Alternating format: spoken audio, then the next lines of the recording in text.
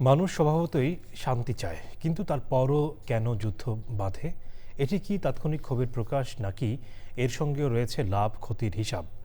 বিশ্বের অন্যতম খ্যাতনামা ব্রিটিশ রাজনৈতিক অর্থনীতিবিদ ডেভিড কিনের মতে, যুদ্ধের জয় ক্ষমতা সুসংহত করে, এর মধ্য দিয়ে আর্থিক লাভের পাশাপাশি রাজনৈতিক ক্ষমতায়ন ঘটে। আল জাজিরাকে দেয়া সাক্ষাৎকারে এ বিষয়ে বিস্তারিত জানিয়েছেন লন্ডন স্কুল অব ইকোনমিক্সের এই অধ্যাপক। মির্জা ইমতিয়াজের রিপোর্ট।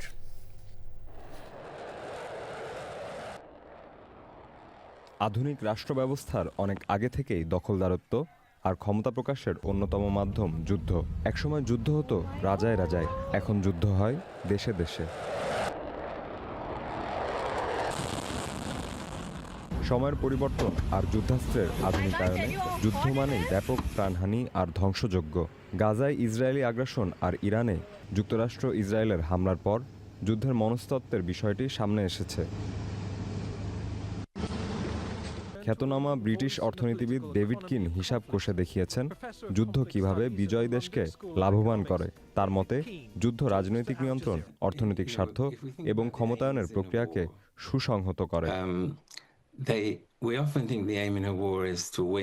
ডেভিড কিন ব্যাখ্যা করে দেখিয়েছেন, এসব কারণে বিজয়ের সম্ভাবনা না থাকলেও অনেক যুদ্ধক্ষেত্র বছরের পর বছর টিকে থাকে। Mirza Imtiaz, channel I.